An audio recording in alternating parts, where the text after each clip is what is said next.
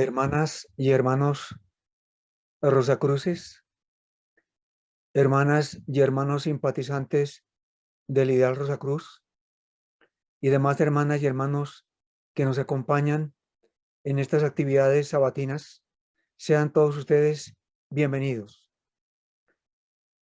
En la tarde de hoy, la Fraternidad Rosacruz Antigua, fundada por el maestro Israel Rojas Romero, iniciado Ragosini, les da la bienvenida y presenta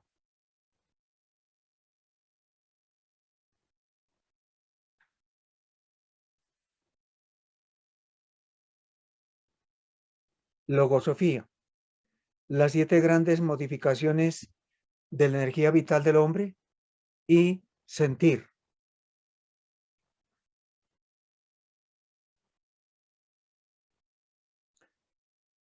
Se distribuirá la presentación en 3 partes. 1, preámbulo a las 7 manifestaciones de la energía vital del hombre. 2, las 7 grandes modificaciones de la energía vital del hombre. 3, sentir. 1, preámbulo a las 7 manifestaciones de la energía vital del hombre.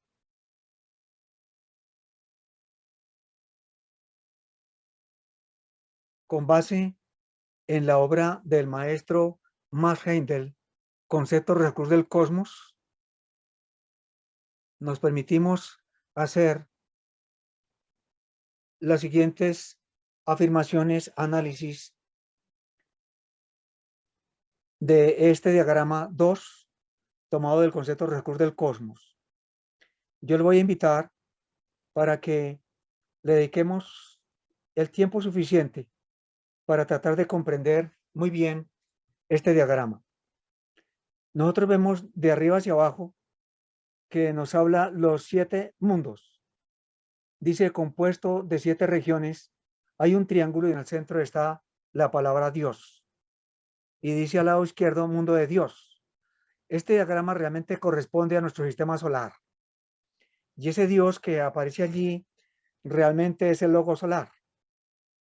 Si descendemos un plano, dice mundo de los espíritus virginales. Cada mundo comprende 7 regiones. Y entonces ahí tendríamos ya 2 mundos, el mundo de Dios y el mundo de los espíritus virginales. Si descendemos un poquito más, vemos el mundo del espíritu divino. Luego el mundo del espíritu de vida. Y luego el mundo del pensamiento, que se divide en 2 grandes regiones, región del pensamiento abstracto y región del pensamiento concreto. La región del pensamiento abstracto, si nosotros nos vamos hacia la derecha, dice ahí espíritu humano. Y al lado derecho aparece ahí el ego, es decir, que el ego, lo Dios en el hombre, lo trascendente, está compuesto por 3 aspectos: el espíritu divino, el espíritu de vida y el espíritu humano. Es decir, que la región del pensamiento abstracto hace relación al espíritu humano en el hombre. Luego, descendiendo un poco, aparece la región del pensamiento concreto, que así más gente llama mente. Y descendiendo, aparece el mundo del deseo, que tiene 3 grandes regiones: la atracción, una mediadora de interés o indiferencia, y la más inferior, que es la repulsión. Todo ello constituye el cuerpo de deseos. Y si descendemos, aparece el mundo físico, dividido en 2 regiones. La región etérica, que comprende 4 regiones que corresponden en este caso a los éteres, que son, como vamos a ver más adelante, las 7 energías vitales más densas que animan la entidad humana. Y son el éter químico, el éter vital, el éter luminoso o lumínico y el éter reflector. Y ya en la parte inferior aparece la región química, compuesta por los sólidos, los líquidos y los gases. Ahí tenemos muy sucintamente, queridas hermanas y hermanos, cómo está constituido el hombre. En la parte divina y en la parte humana o personalidad, que lo leemos aquí al lado derecho, después de que dice acá, el eslabón, la mente, es el mediador de la parte espiritual del ser humano y la parte propiamente dicha humana. Entonces, esa parte humana está comprendida por el mundo del pensamiento concreto, el mundo del deseo y el mundo físico. Ahí tenemos lo que se denomina, de acuerdo con el señor Hendel, la personalidad. Ese mismo cuadro que acabamos de estudiar o diagrama, lo tenemos aquí, sino que aquí está mucho más definido. Entonces, observemos muy bien este diagrama porque nos permite exactamente captar cómo está establecida esa constitución del hombre. Entonces, si miramos de arriba hacia abajo, aparece en azul al lado izquierdo mundos invisibles.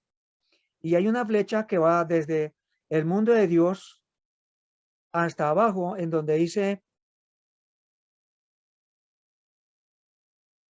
región etérica, que se soporta o se fundamenta en la región química. Esta región química es la que nos proporciona la visibilidad o captación o medición de la parte física en general, constituida por sólidos, líquidos y gases. De ahí para arriba, todas las energías que constituyen la entidad humana son invisibles, invisibles para el ser humano en su mayoría, porque nuestra vista aún no está capacitada conscientemente para penetrar de manera consciente en esos mundos. Entonces, todos los mundos del mundo de la parte o región química hacia arriba son mundos invisibles en la entidad humana. Si volvemos otra vez de arriba hacia abajo, vemos el mundo del espíritu divino en azul, el espíritu el espíritu de vida en amarillo, el mundo del espíritu humano en rosado rojo.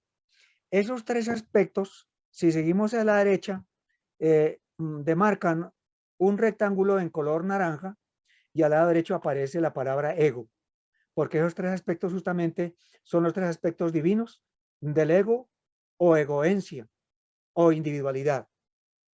Este ego que aparece acá es muy diferente al término ego que se utiliza en el argot de la sociedad, en donde se habla de ego refiriéndose a la personalidad, a esa parte del ser humano que nos gusta que nos ensalcen, que nos rinden pleitesía, que nos rindan tributo. No, esa es la personalidad. Eso es una utopía para el ser humano, pero que lamentablemente ahí nos encontramos. Eso es lo que no nos ha permitido realmente trascender hacia los más sublimes y divinos estados de divina sensibilidad y conciencia. Entonces, si esos son los tres aspectos del ego, hacia abajo vemos la región del pensamiento concreto, que al frente dice mente, según el Simon Nettel, y luego aparece el mundo del deseo, comprendido en sus tres grandes regiones, y luego la región etérica, que equivale o hace relación en este caso al cuerpo vital. Y por último, la parte más densa del ser humano, del cuerpo físico, que es la región química. Entonces, concluyendo de este diagrama, debemos comprender dos cosas. La parte espiritual o trascendente del ser humano, que es el ego, lo Dios en él, la individualidad.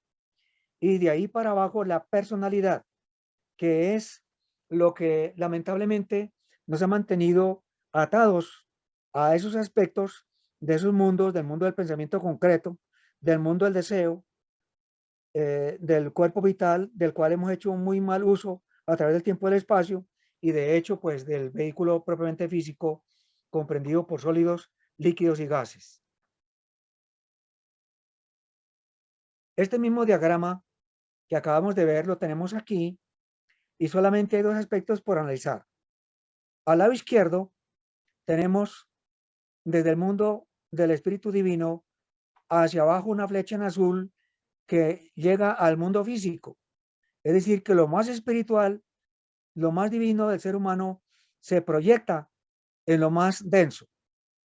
Luego, el mundo del espíritu de vida se proyecta en el cuerpo vital, ya lo que es un poco más sutil.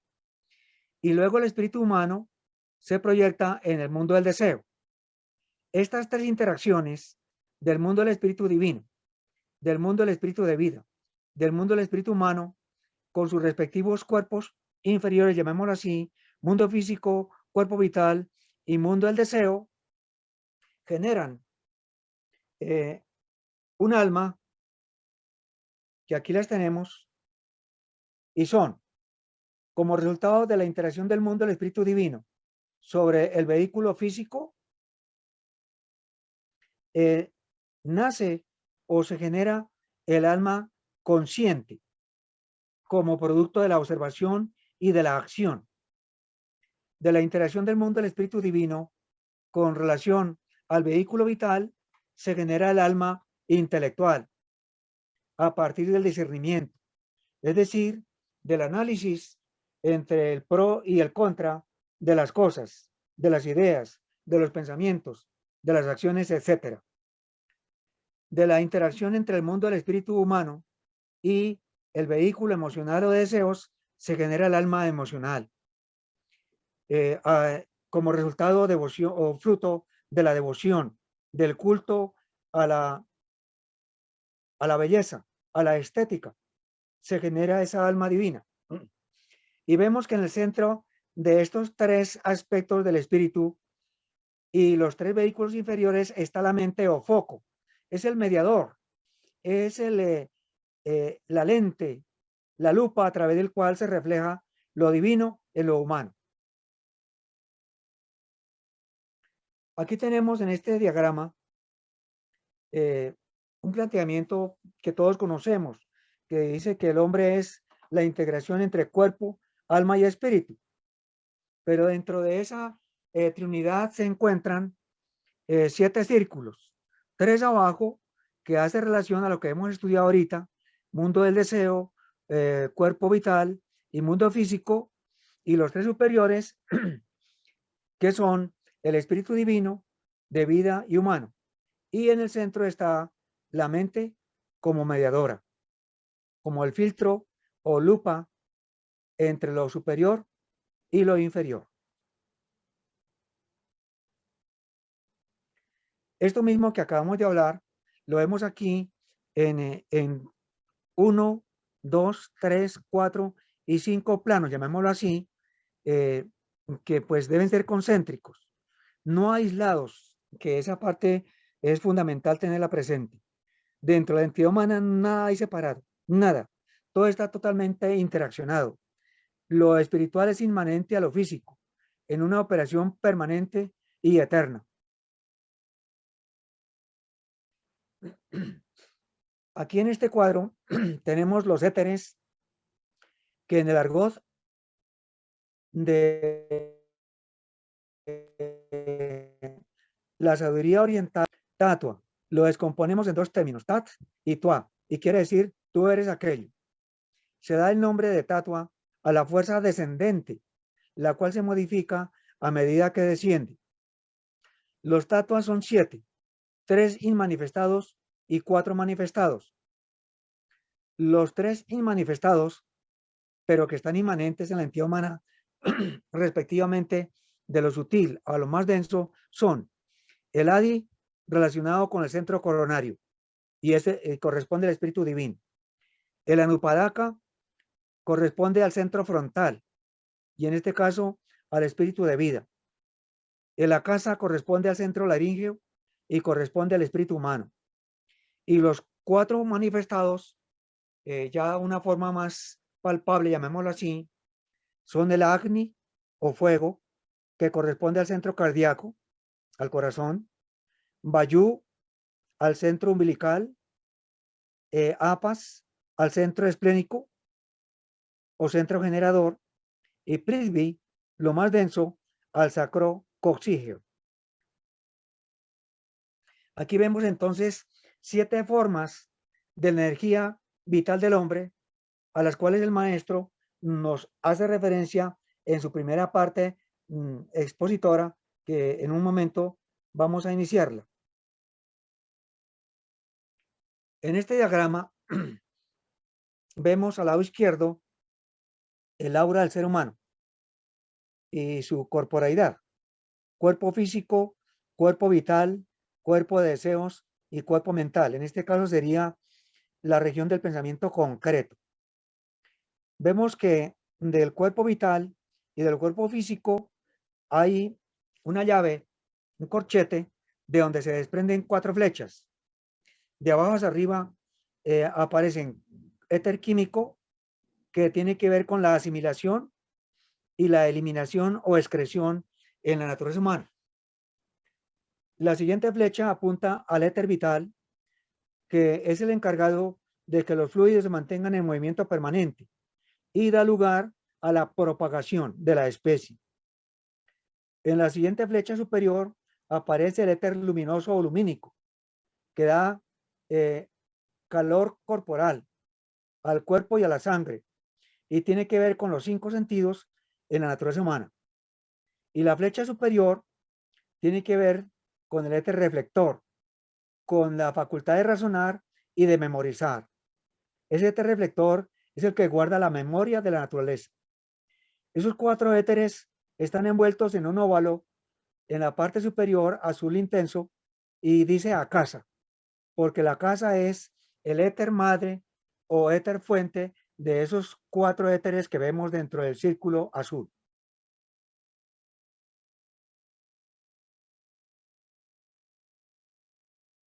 Ahora bien,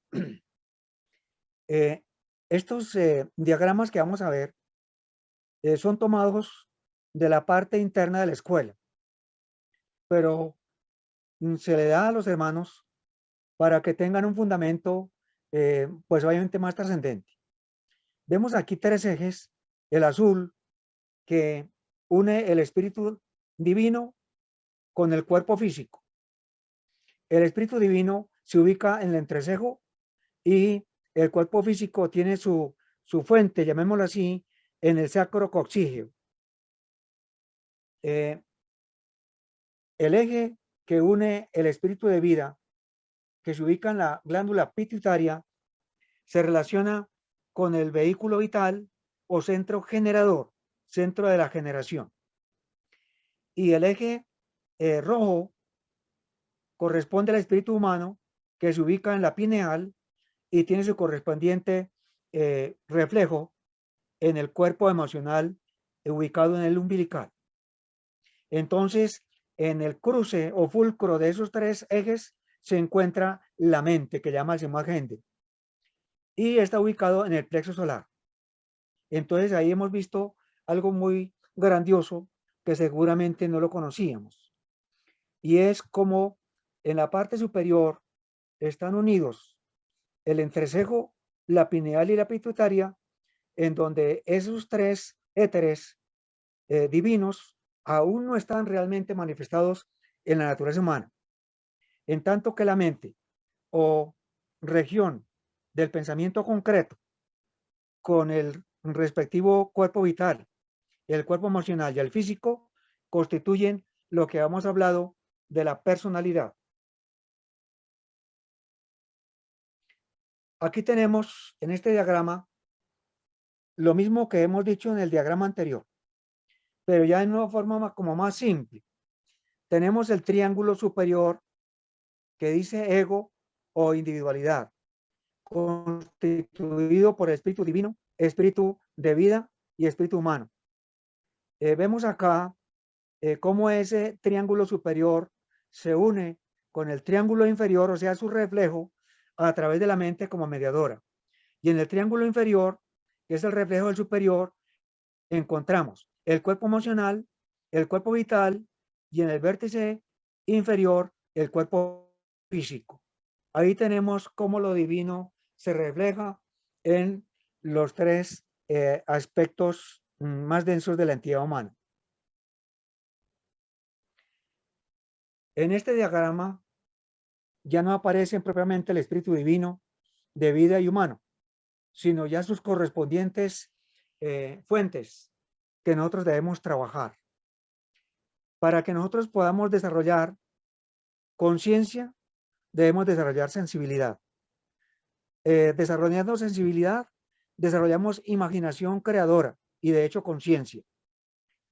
Si nosotros indudablemente desarrollamos aquello, es porque hemos estado haciendo buen uso, llamémoslo así, de nuestro vehículo vital que constituye la vitalidad en la entidad humana, de nuestro vehículo de deseos, que es el vehículo de la sensación, de la emoción, de los deseos superiores, y obviamente del vehículo físico, que es el soporte, copa o resistencia, en los cuales se reflejan, se condensan las energías divinas. Y como en el flujo de estos tres ejes está el pensamiento. Ahí tenemos esa otra forma de interpretar los frutos que el ser humano debe alcanzar de su proceso de evolución consciente.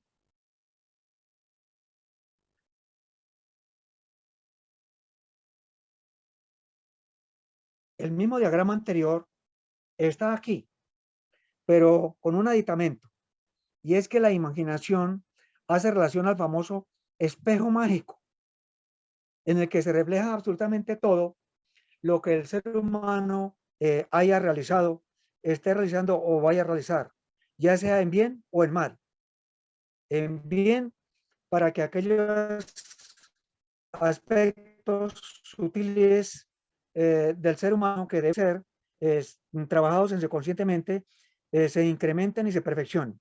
Y si no, pues a sufrir las consecuencias del mal uso de aquello que nosotros no hagamos con divina estética.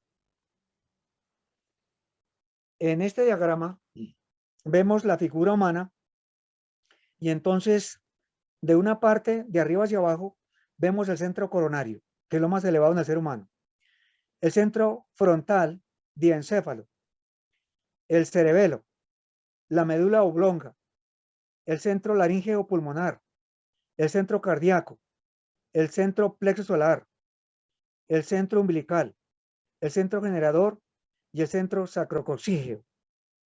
Son o hacen relación a la ubicación en la entidad humana, en su vehículo físico, químico, biológico, tanto físico como vital, y aún el emocional, y de ahí para arriba, de cómo están relacionados estos fluidos o energías vitales del hombre. Al lado derecho vemos una flecha en rosado y en el centro dice sentir. Hacia abajo una flecha en amarillo y dice imaginar. En el centro de las dos aparece las palabras el genio y debajo de imaginar inspiración. Porque cuando el genio ama e imagina, vive un mundo mágico de inspiración que le permite ir creciendo en sensibilidad y conciencia. Y entonces él vive en un mundo de dicha, de alegría, de felicidad, de plenitud y de armonía. Esta imagen contrasta con la que vemos aquí, que al lado izquierdo es lo mismo que vimos anteriormente, pero al lado derecho vemos que la flecha y la palabra sentir están cubiertos por ese símbolo de que no se realiza eso. Y aparece la flecha con la palabra pensar y debajo la palabra imaginar. Y en medio de ellas aparece el medium, o sea que el medium se dedica mucho a pensar e imaginar sin sentir y entonces se convierte en un manantial, llamémoslo así, en un foco de obsesión, de fijación y locura. Entonces, vemos la gran diferencia entre el genio y el medium. El genio siente e imagina. Y de hecho, hay la armonía entre los dos, el pensar. En el medium, lamentablemente, solamente se dedican a pensar e imaginar, pero nada de sentir, nada de corazón, nada de alma. Y el sentir es lo fundamental en la entidad humana para que haya sensibilidad y conciencia. Por último, vamos a ver este nuevo diagrama que es análogo a los anteriores, pero hay algo adicional. Al lado izquierdo dice mundo del deseo, que se ubica en el centro umbilical, el centro de las pasiones en la entidad humana, y al lado derecho dice regiones mayávicas, que son citadas por la señora maestra Elena Petrona Blavatsky, y de hecho citadas por el maestro Rojas en su disertación que vamos a ver a continuación.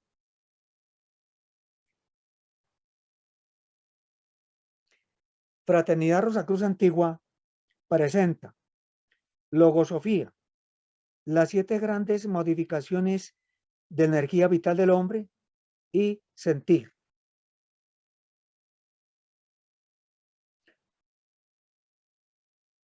Las 7 grandes modificaciones de energía vital del hombre, que constituyen un capítulo de la obra Logosofía, escrita por el maestro Israel Rojas Romero, iniciado Ragosín. Dice el maestro, las 7 grandes modificaciones de la energía vital del hombre que tienen que ver con ese soporte que hablábamos hace un rato de la imaginación, el espejo mágico, porque dependiendo de cómo nosotros utilicemos ese espejo mágico, depende la calidad de esas 7 grandes modificaciones de energía del hombre que le corresponde al hombre trabajar, sublimando sus sagradas y divinas energías de la vida. Nos dice el maestro, quizá ninguna facultad como la imaginación, cuando es debidamente dirigida por la palabra armoniosa, resulta tan expresiva en la función superativa de las modificaciones anímicas del hombre. Por tal razón, se le ha solido llamar con propiedad espejo mágico, en el cual no solamente pueden verse acontecimientos del pasado y del presente, sino que también de un futuro remoto.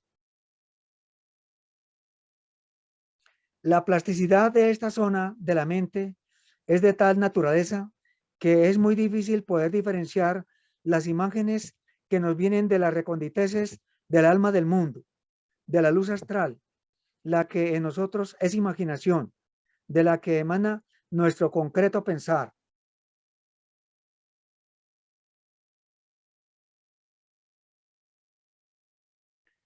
Los sonámbulos, los medium y los místicos exoteristas involuntariamente inhiben la función concreta de la mente y entran en relación con la involuntancia, como también de aquellas que teniendo ya impresa la idea, les es factible ver las imágenes que están impresas en el éter reflector, ya como hechos del pasado, como actividades del momento sin importar la distancia, o también de aquellas que teniendo ya impreso su arquetipo en el éter lumínico, se concretarán más tarde en el mundo de la forma. Y entonces aquí vemos a los sonámbulos, a los medios y a los místicos exoteristas. Y en el centro abajo vemos la figura humana con sus éteres, el acasa, que es la fuente del éter reflector, del lumínico, del vital y del químico.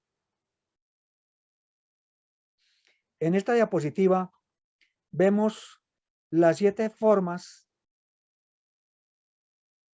cuerpos o vehículos en los que o a través de los cuales se expresa la entidad humana. Y nos dice el maestro, desde la región química, o sea, la más inferior, la más densa, hasta la superetérea o acásica, que comienza del cuerpo causal hacia arriba, son campos alcanzados por el espejo de una imaginación sensible. Si alguien pudiese frenar completamente la mente objetiva, y esto puede lograrse con la palabra, se encontraría en condiciones de ver directamente muchas cosas de las que se mueven en el subconsciente de la raza. Muchos de los llamados clarividentes no lo son en puridad de verdad, sino que sencillamente obtienen imágenes reflejadas de aquellas que pululan en el mundo del deseo. El endoterista verdadero debe tener mucho cuidado de no entusiasmarse con aquellos reflejos, los que con justeza son llamados por la maestra Blavatsky mayávicas regiones, como quien dice figuras inestables e intrascendentes. El espiritualista debe adquirir suficiente adiestramiento para diferenciar entre lo verdadero y lo falso de lo que hay reflejado en los móviles, en las móviles ondas de la luz astral. Para tal efecto, hay una clave psicológica que permite diferenciar la verdad del reflejo falso. Si la experiencia afecta nuestro sentir, es real. Si solamente impresiona el pensar concreto, es ilusorio. El genio y el obseso parecen nivelarse, pero en realidad de verdad hay una gran diferencia entre los dos. El primero, el genio, imagina y siente, o siente e imagina en inmediata sucesión. En cambio, el segundo, el medium, piensa e imagina o imagina y piensa sin sentir. En el caso del genio, viene la inspiración y en el del medium u obseso, la fijeza de la imagen absorbe todo el vitalismo, verificándose esa concentración involuntaria, justamente llamada locura parcial u obsesión. Dicen los tratadistas que el que piensa e imagina una cosa con persistencia, ella viene hacia él o él va hacia ella, sin poderlo evitar. Por eso el espiritualista de la recta vía debe muy bien cuidarse de lo que piensa e imagina, al par que no debe olvidar que sus pensamientos y actividades imaginativas dependen directamente de la clase de charlas que sostiene. Como es completamente inevitable el hecho de que todo lo que hablemos se transfiera al espejo mágico, hay que aprender a gobernar y dirigir nuestro lenguaje para purificar la luz astral que hay en nosotros, o sea, nuestro poder imaginativo creador. Cuando en una conversación determinada desplazamos tanta energía y nos ocupamos de ella teniéndola constantemente a flor de labio, generamos una poderosa imagen con el preestablecido fin, y ese poder, si no en esta misma vida, en la próxima encarnación, constituirá el molde inamovible de un trabajo por tratar de ser, hasta convertirse en una realidad en nuestra propia vida. De allí que haya que cuidar o convertirnos en eternos vigilantes de lo que emerge de nuestra laringe para convertirse en palabra. El día en que estemos capacitados para hablar solamente de lo bueno, de lo verdadero y de lo bello, como enseñó Platón, habremos dado un paso definitivo en la senda que conduce a la cima de las grandes realizaciones humanas. Sentir. Sentir, dice el maestro. Al hablar de este vehículo de conciencia, hay que allanar la dificultad técnica del sentido del término. Por ser hecho ambiental, el de no establecer ninguna diferencia entre sensación de sentir y emoción, por trepidación anímica, causada por impactos externos y circunstanciales, en los cuales no toma parte activa la voluntad individual. La emoción es debida a la imprevisión con relación a un hecho cualquiera. La sensación es el resultado de una satisfacción más o menos profunda, según los factores anímicos que toman parte en ella, debidos estos a una aspiración de éxtasis en la cual confluyan los sentidos armonizados. La sensación da plenitud a la vida. En cambio, la emoción sume el animismo en un estado más o menos caótico, según la índole e intensidad de la reacción. La emoción nos hace ejecutar actos fallidos por actividades esporádicas imperfectas realizadas a medias. La sensación sublima las potencias de la vida, allegando mayor vitalismo y proporcionando felicidad. Es absolutamente necesario el diferenciar estos dos modos de actuación de las fuerzas anímicas.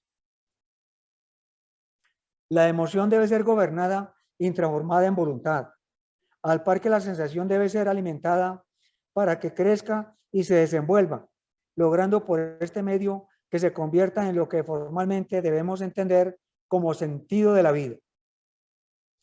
Todo este proceso de sublimación se realiza en nosotros ocupándonos de hablar sobre poesía, pintura, escultura, música y, en fin, de las bellezas naturales, despertando en nosotros, por la acción del verbo, ese elevado como divino espíritu latente en nosotros, el hondo sentido de la vida, o que él denominaba el sentido ideal de la vida.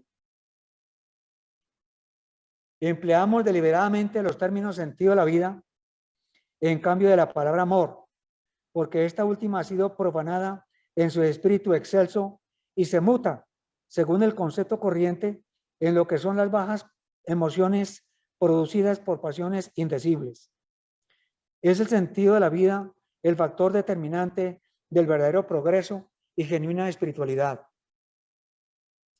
Al hablar de espiritualidad, hemos de hacer también una virtual diferencia entre el intelectualismo racionalizado, mal llamado espiritualidad, y el verdadero sentido de la vida.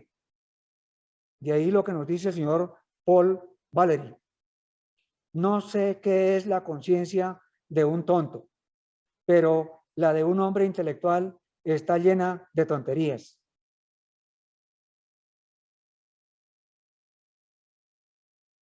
La espiritualidad científicamente considerada es también un sentir, pero con una aspiración definida que tiende a lograr el predominio de lo sutil, del espíritu sobre lo más denso de la vida, o sea, sobre la forma cambiante. Mucho se ha discutido de si en realidad todo es espíritu o todo materia, pero al fin de cuentas, sin entrar por ahora en digregaciones inútiles, un hecho es evidente. Entre más sutil es una fuerza, es mucho más poderosa. Cualquiera que se moleste en observar los fenómenos vitales y cósmicos descubrirá esa realidad. La electricidad, por ejemplo, fuerza no visible, sino a través de sus efectos, es lo más poderoso que la ciencia tiene hoy a su disposición. La ciencia oficial en su momento, cuando el maestro dio esta conferencia, porque hoy obviamente la ciencia oficial ha avanzado bastante. Sin embargo, aquello que la ciencia oficial descubre cada vez más, por lo general, está muy alejada del sentido divino de la vida.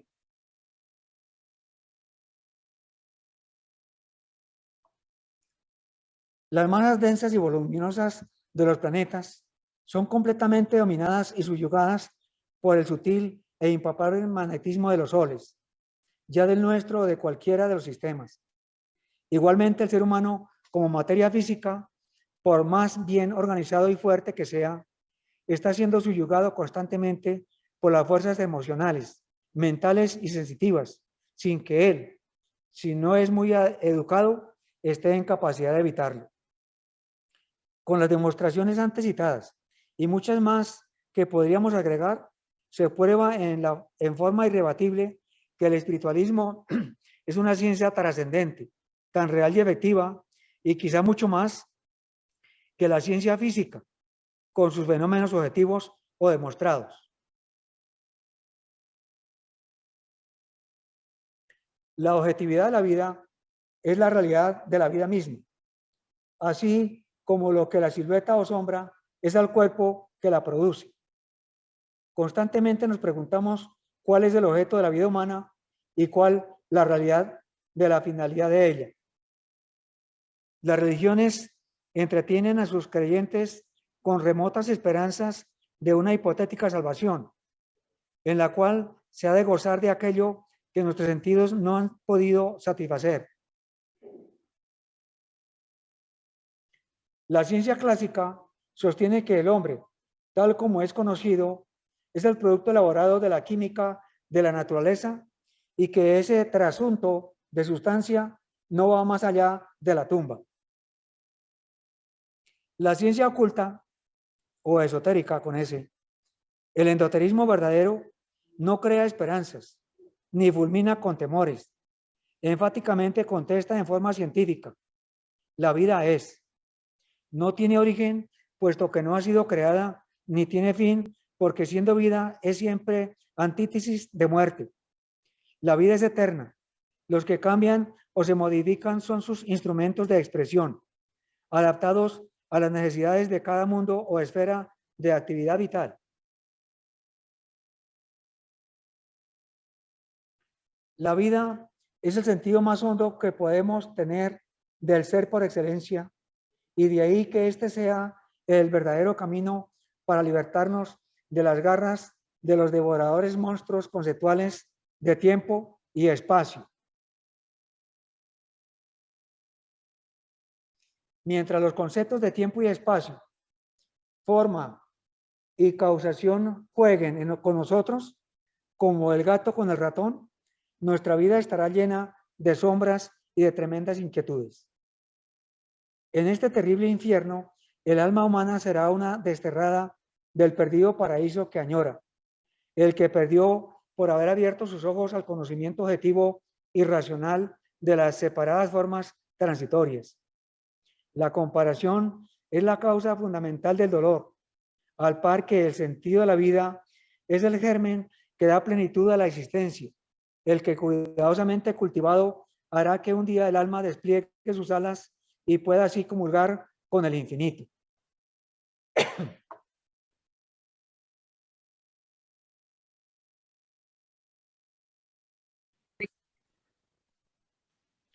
Para que estos hechos se vayan convirtiendo en una realidad, es indispensable objetivarlos para nuestro oído, hablando de ellos y sintiendo el contenido lógico de las frases que pronunciamos conducentes hacia la realización de lo espiritual, de la vida, de lo eterno que es, ha sido y será. En el gráfico de la izquierda, queridas hermanas y hermanos, volvemos a ver ese perfil de la entidad humana desde su sacroplexo hasta arriba en la fontanela. Y entonces, al frente de él vemos el triángulo que ya hemos explicado anteriormente, que constituye el ego o individualidad. Arriba de ese triángulo está la conciencia cósmica. Y debajo del triángulo aparece la personalidad dentro de un cuadrado. Ese cuadrado indica la materialidad, dentro del cual se encuentra la región del pensamiento concreto o mente que llama Sigmund Heindel, la del mundo del deseo y la del mundo físico dividido en la región etérica y región química. Y entonces esa gráfica tiene que ver con lo que nos va a decir el maestro a continuación. Para obtener comprensión del tema que estamos esbozando, hemos de establecer categórica diferencia entre los términos personalidad e individualidad, los cuales son considerados como análogos, no solamente en la literatura común y corriente, sino también en los escritos de algunos filósofos espiritualistas que no se han detenido a concretar el valor filológico de las palabras a que nos referimos.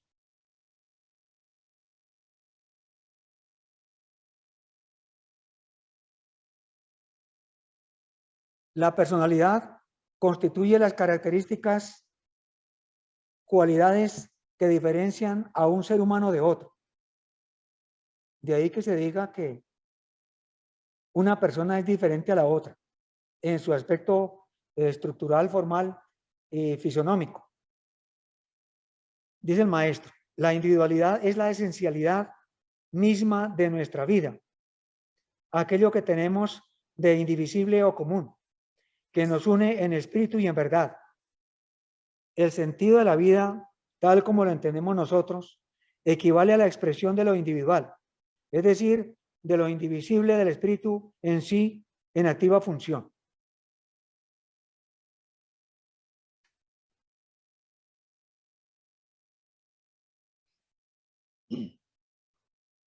Volvemos a ver acá, queridas hermanas y hermanos, tres gráficas.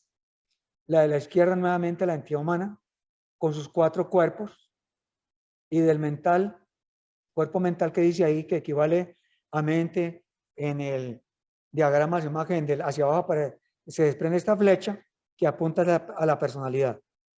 Y en la parte derecha está el triángulo que hemos hablado y que hace alusión al ego o individualidad.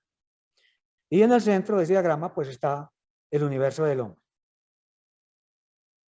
Dice el maestro, la personalidad es egotismo, al par que la individualidad es egoencia. Nos explicaremos, dice el maestro. Egotismo es el yo del ti o tú. Al par que egoencia es el sentido de la vida, es la individualidad o indivisibilidad del ser. En la literatura corriente, como como en mucha de la llamada ocultista, se suele llamar egoísmo lo que realmente es egotismo o personalidad. La escuela freudiana, por ejemplo, no habla nunca del ego como ser individual, sino del egotismo y sus complejidades.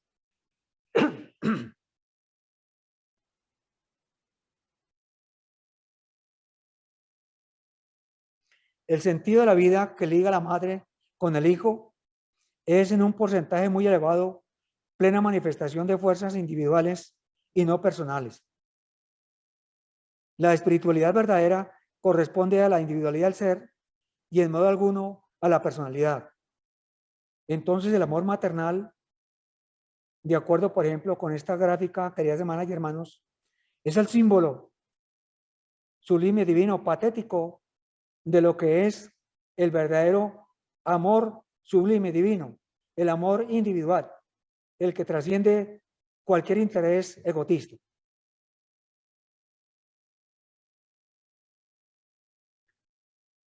Continúa el maestro.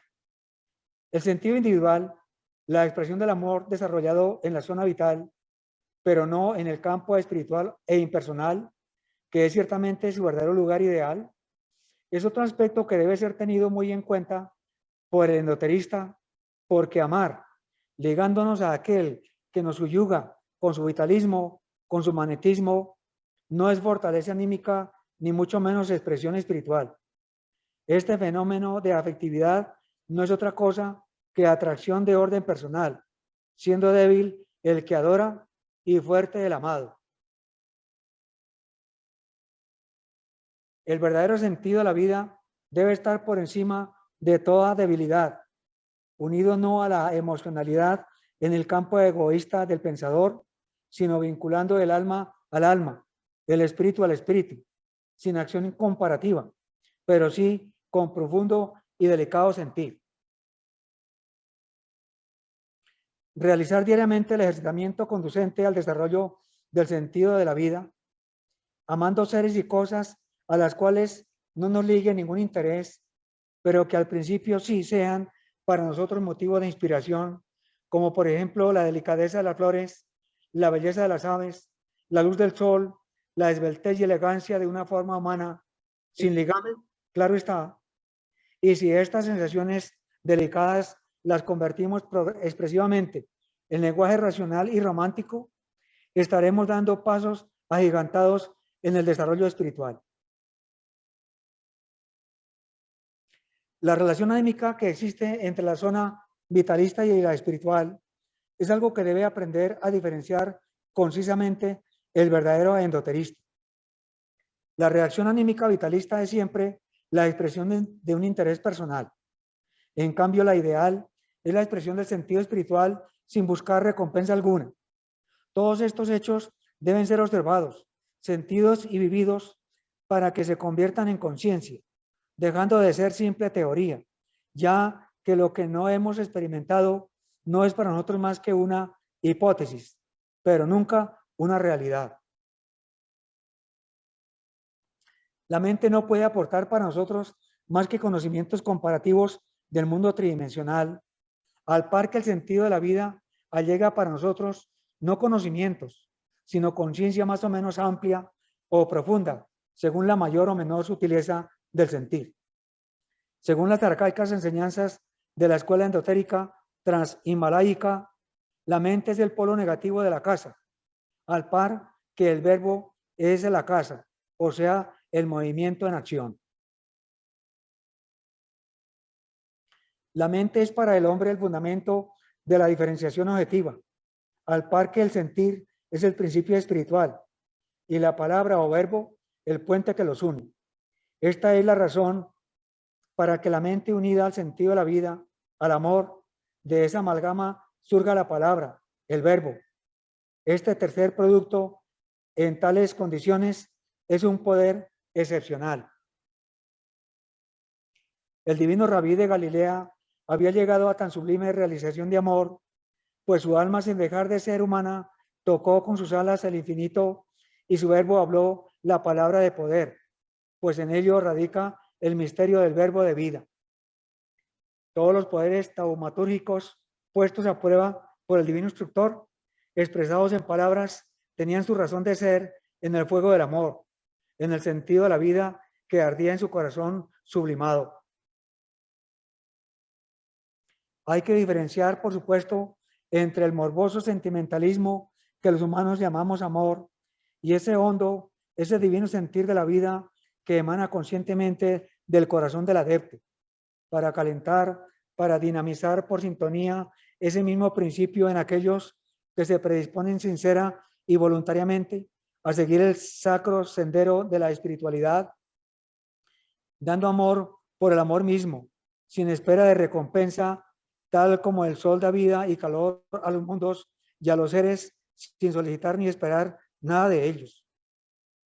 Por esta real analogía, a Jesús el crucificado se le llamó con justicia el logo solar, porque el fuego del sol ardía en el corazón del divino adepto, fuego que se exteriorizaba en la palabra llena de sapiencia y pletórica de amor y de poder. También es llamado el Cristo Cordero de Sacrificio, porque con su mansedumbre de corazón había sacrificado en él toda emoción de vanidad y sacrificio real en sí, no como resignación dolorosa, como exotéricamente se interpreta, sino en el sentido efectivo del término sacro, que quiere decir sagrado, y de oficio, que indica la acción, dejándonos ver con claridad que él era el sacerdote y rey. Rey porque había adquirido el perfecto dominio de las fuerzas, y sacerdote porque oficiaba espiritualmente en el seno de la madre naturaleza, siempre madre y siempre virgen, pues por más que se multipliquen sus creaciones, nunca se agrega ni se quita un átomo a su integridad. El espiritualista debe huir del sentimentalismo, porque esa morbosidad produce verdaderos desequilibrios fisio y psicológicos, engendrando el caos, al par que el genuino y consciente sentimiento, el verdadero sentido de la vida, da inspiración, siendo la raíz de la intuición y al mismo tiempo el ábrete sésamo que le permite al alma humana franquear la limitación de sus sentidos, elevándose por encima de los factores tiempo y espacio y así comulgar con el infinito. La genialidad es la expresión más o menos limitada, más o menos amplia del sentido divino de la vida. Cuando la peregrinante mente humana no ha logrado palpar en modo alguno el campo del sentir, se encuentra navegando a la deriva en el proceloso mar de la vida, sufriendo el vaivén continuo de opuestas y encontradas corrientes, como débil barco de vela en recio vendaval. Este estado desastroso de la mente ha sido bautizado con diferentes nombres, tales como infierno, o sea, lugar inferior, caos, Hades, Patala, etc. En cambio, cuando el hombre se encuentra en aquel estado intermedio, en el cual la mente ha logrado ligeros contactos con el sentir, pero que se ha separado de aquella condición porque todavía gravita más hacia la comparación egotista que a la realización de su egoencia, tal estado es llamado con justeza purgatorio o depuración, condición conocida como némesis por los griegos y como karma por los sabios del oriente. Este estado intermedio implica energía y coraje para vencer en esta ardua lucha y poder salir avante de ella, dirigiéndose resueltamente hacia lo espiritual, siendo esto relativamente fácil de obtener siempre que a través de nuestra laringe no se emitan más que sonidos armoniosos, palabras rectas, justas y sabias. Y hasta aquí, queridas hermanas y hermanos, la disertación de nuestro querido maestro Israel Rojas Romero, iniciado Ragustín.